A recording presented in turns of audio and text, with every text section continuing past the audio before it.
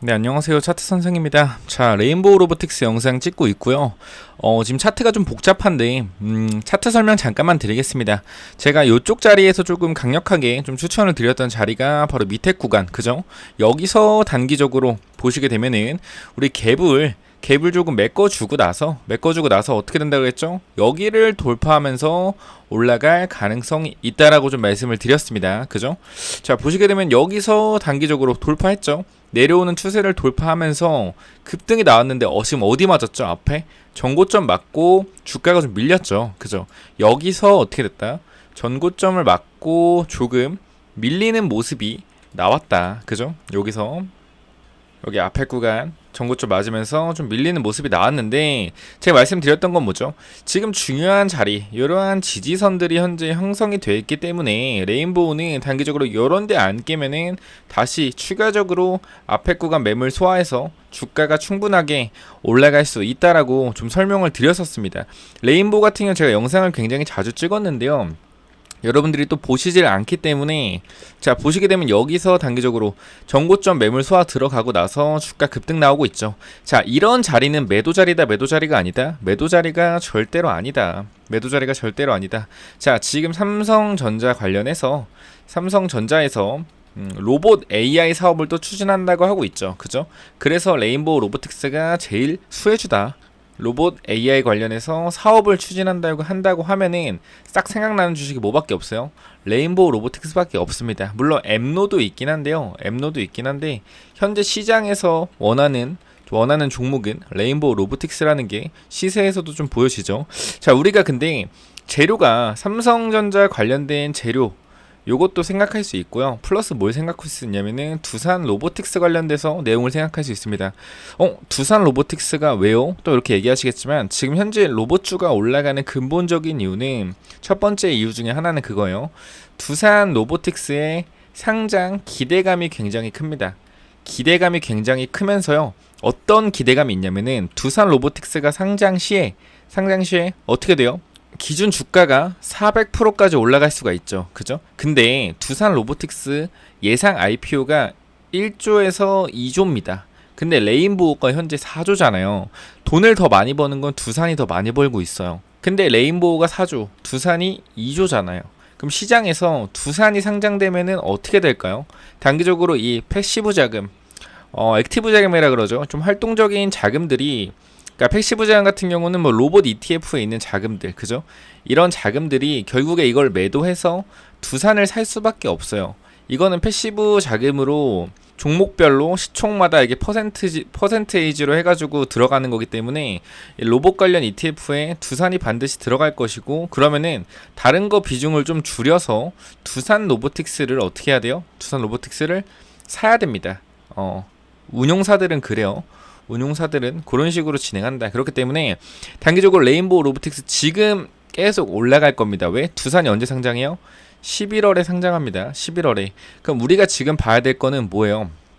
21선입니다. 21선. 단기적으로 체크를 한번 해드리면은 요 자리거든요. 자, 보시면은 이 노란 색깔 선 있죠. 노란 색깔 선. 요게 지금 계속 지속적으로 올라오고 있어요. 보게 되면은 여기서 이렇게 올라올 텐데, 아니 이거 21선 너 미치다, 13만 원이다 이렇게 보시잖아요. 그죠? 그럼 단기적으로 여러분들이 봐야 되는 선은 또 이제 5일선. 이러한 5일선을 또 한번 체크를 해보시면 되는데, 중요한 건 그거예요.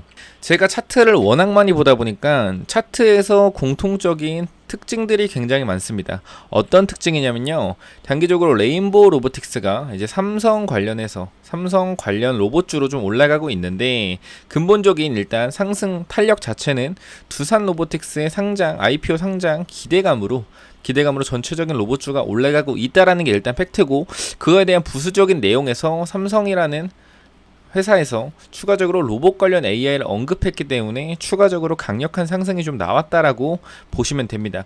그럼 우리가 목표가를 어떻게 잡으면 되냐? 제가 말씀드렸지만 차트적 관점에서 많이 보고 통계적 관점에서 많이 보았을 때 어떤 통계가 있냐면요, 단기적으로 어떠한 재료, 그러니까 예를 들어서 IPO 같은 경우에 그 필옵틱스 있죠. 필옵틱스라고 아실 겁니다. 필옵틱스가 필에너지가 상장될 때 어떻게 됐죠? 얘가 재료 소멸로 급하게 빠졌습니다. 그죠? 근데 얘네들 같은 경우 지분 구조가 대주주 그리고 자회사 이런 구조기 때문에 좀 빠르게 오르고 빠르게 빠졌어요. 차트 잠깐 보여드리면은 요런 식입니다. 필 에너지 얘가 상장될 때 어떻게 됐죠? 필 옵틱스 같은 경우는 주가가 매우 급락을 했다. 이런 식으로. 그죠? 그러니까 이런 거를 좀 보았을 때 우리가 생각해 볼 수 있는 것은 한 가지입니다. 뭐냐면요. 단기적으로 레인보우 로보틱스가 언제 빠질 수 있냐. 그걸 체크하는 건데 제가 여기 좀 담아놨거든요. 레인보우 로보틱스 대응 전략이라고 크게 어려운 건 없습니다. 어려운 건 없고요. 지금 자리에서 여러분들이 어떻게 대응해야 되는지 좀 말씀을 드리려고 해요. 자, 두산 로보틱스가 상장되기 땡땡땡일 전에 반드시 수익을 챙기셔야 된다라는 겁니다.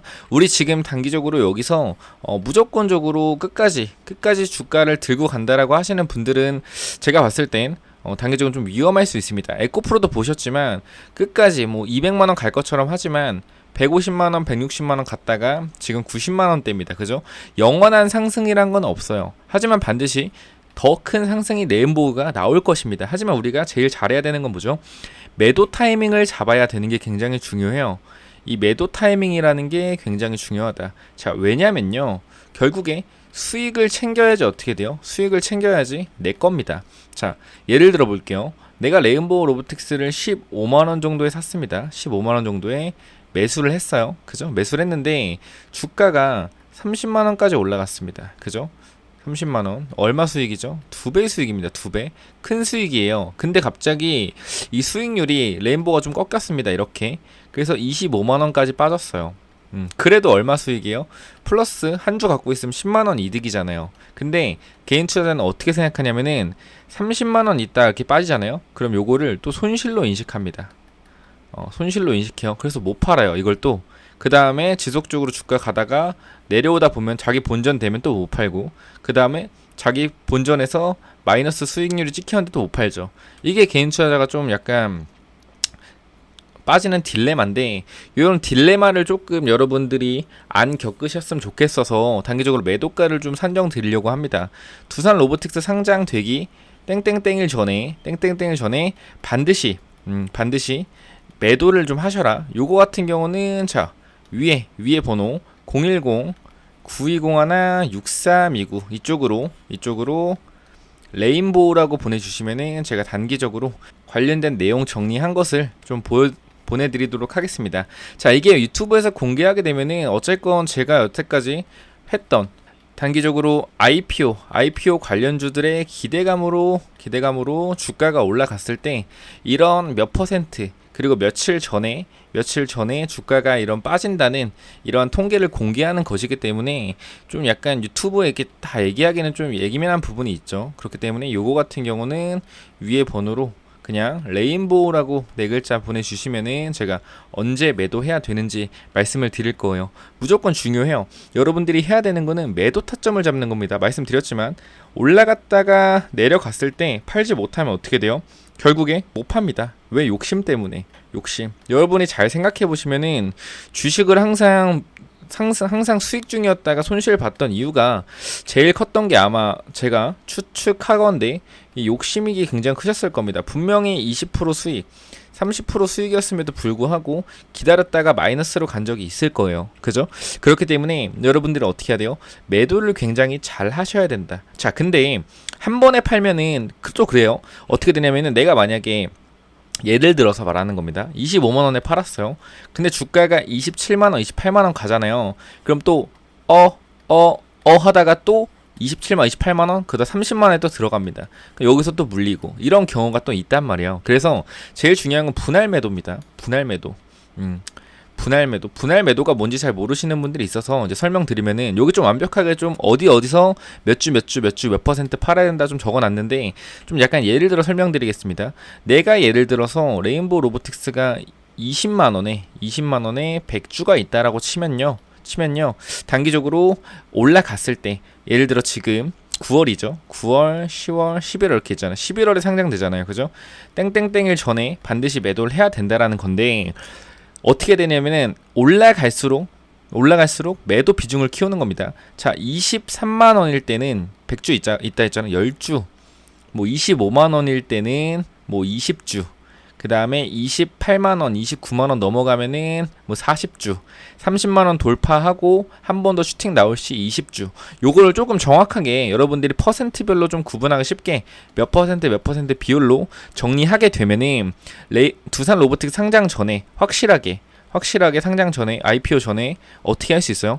최고가에 매도가 가능하다. 요게 지금 통계적으로 좀 나오는 거기 때문에 결국에 이 IPO 관련된 기대감으로 올랐던 주식들을 통계적으로 분석하는 게 굉장히 중요합니다. 자, 제가 예를 들어서 몇 개 보여드리면요. 여러분들이 이 통계를 못 믿을 수도 있어요. 그래서 말씀드리겠습니다. 자, 필옵틱스가 필에너지 상장될 때 어떻게 됐습니까? 주가 급락했죠. 이게 바로 재료 소멸이라는 관점인데 요거를 통계적으로 좀 정리해 놓은 게, 자 보세요. 신라젠이 거래 정지가 풀리면서 어떻게 됐죠? 주가가 상한가 가서 올라갔죠. 그죠?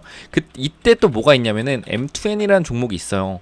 이 종목 같은 경우도 신라젠의 대주주인데 단기적으로 주가 많이 올랐었죠. 2배 이상 올랐다가 재료 소멸로 빠졌다. 그죠? 재료 소멸을 할 때 빠진다는 공통점이 있습니다. 자, 그리고 KG ETS 같은 경우도 마찬가지. 어떻게 됐죠?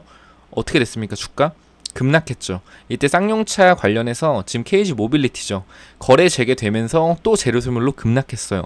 이것만 있느냐? 그것도 아닙니다. 또 코오롱 티슈진이 있죠. 코오롱 티슈진 같은 경우도 어떻게 됐다? 재료 소멸로 주가가 얘 같은 경우는 거래 정지 풀리고 나서 얘네 대주주가 또 코오롱 생명과학이거든요. 코오롱 생명과학 마찬가지로 어떻게 됐죠? 주가가 또 급락을 했습니다. 기대감으로 오르다가 급락을 또 했단 말이에요. 이렇게 주식에는 통계적인 게 분명하게 있어요. 재료 소멸이라는 관점에서 찾아보는 것도 있고요. 그렇기 때문에 여러분들은 단기적으로 제가 만들어 놓은 이 자료를 통해서 어떻게 하시면 돼요? 어떻게 하면 된다? 무조건적으로 제가 딱 얘기했을 때, 제가 이 얘기한 자료 주가 상승할 때 매도가 확실하게 잡으셔야 된다. 지금 고민하실 게 분명히 그걸 거예요. 언제 매도할까? 이게 가장 큰 고민이실 거다. 그죠? 종목 대응, 제가 기술적인 분석, 통계를 통해서 좀 말씀을 드리기 때문에 요거 위에 번호 010-9201, 자 6329 이쪽으로 레인보우라고 보내주시면은 제가 요거 자료를 좀 보내드릴 테니까 확실하게 매도가 받고 싶으신 분들은 위에 번호로 레인보우라고 남겨주시면 됩니다. 자, 그리고 기초 교육이 무엇이냐면요. 단기적으로 아까 봤듯이 차트 같은 거, 단기적으로 우리가 매도가를 산정하는 기준이나 그리고 IPO 관련된 주식들이 왜 도대체 얘네가 상장되기 며칠 전에 빠지는지, 제가 아까 말씀드렸지만 ETF 패시브 자금 같은 게 결국에 레인보우 로보틱스를 기관 투자나 사모펀드에서 매도를 하고 두산 로보틱스를 일정 부분을 반드시 담아야 됩니다. 운용사들은 그래요. 담아야 돼요. 그래서 매도가 나올 수밖에 없습니다. 그죠? 그러한 통계가 아니죠. 팩트죠. 이건 팩트입니다. 그러니까 이러한 자료들이 있기 때문에 반드시 며칠 전에는 빠진다라는 게 기존 원칙이고 한 번도 틀린 적이 없어요. 요거 같은 경우는 진짜 거의 99%에 육박하는 매도가를 볼 수 있다라는 겁니다. 그래서 기초교육, 단기적으로 우리 재료소멸 관점이나 그런 거에 대해서 조금 알려드리는 거고요. 매도 전략은 말씀드렸지만 담아놨으니까 무조건 받아가시면 됩니다. 자, 그러면은 레인보우 로보틱스를 만약에 분할 매도로 최고가에 잘 매도했어요. 그죠? 제가 얘기하지만 계속 욕하시는 분들이 있을 수 있는데 에코프로 보시면 됩니다. 에코프로 160만원 갔다가 90만원까지 빠졌죠. 그죠? 이게 현실이에요. 끝까지 가는 건 없습니다. 생각을 하셔야 돼요. 자, 레인보우 로보틱스 매도하시고 그거 하면 돼요.